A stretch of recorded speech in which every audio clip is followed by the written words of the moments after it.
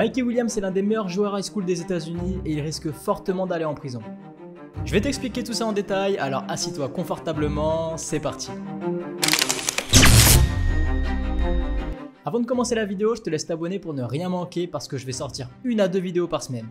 Bon, si tu connais pas Mikey Williams, c'est tout simplement l'un des meilleurs joueurs des USA à son âge. Il a un shoot de fou, une détente de fou et il est super spectaculaire.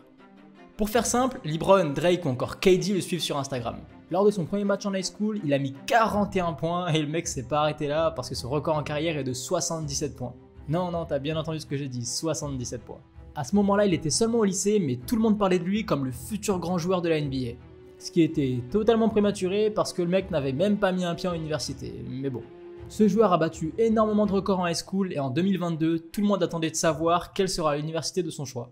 Et notre bon vieux Mikey, il a choisi Memphis. Ouais, il avait plein d'autres choix, mais lui il a choisi cette équipe. Et c'est en avril dernier que sa vie va tourner au cauchemar. Mikey est suspecté d'avoir tiré sur un véhicule abritant 5 personnes qui sortaient de chez lui.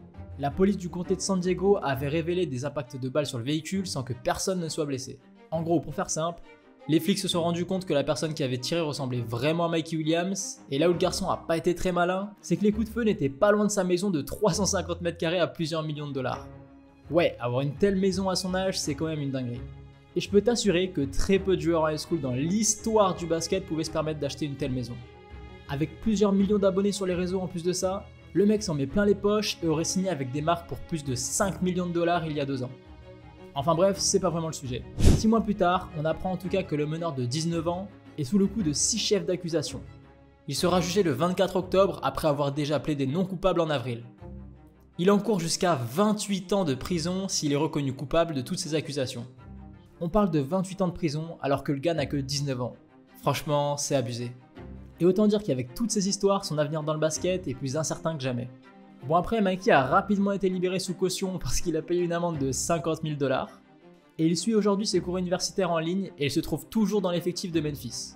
Alors même s'il a accès à toutes les installations de l'équipe, apparemment rien ne sera décidé à son sujet avant la fin de son procès. Enfin, c'est ce que son coach a dit. En vrai, réintégrer dans son effectif un joueur qui a utilisé une arme à feu, ça me fait penser à un joueur. Après, je vise personne, je dis ça comme ça. Le pire, c'est que ce qui s'était passé avec Ja, c'était aussi à Memphis. Mais la différence entre Ja et Mikey, c'est que Ja, il a tiré sur personne. Apparemment, des témoins auraient avoué que Mikey aurait eu des propos assez violents, et l'aurait même vu avec une arme à feu dans la main. Il y a même certains témoins qui expliquent que Mikey devrait se réjouir de ne pas avoir de charge contre lui pour meurtre. C'est pour vous dire à quel point cette histoire est folle.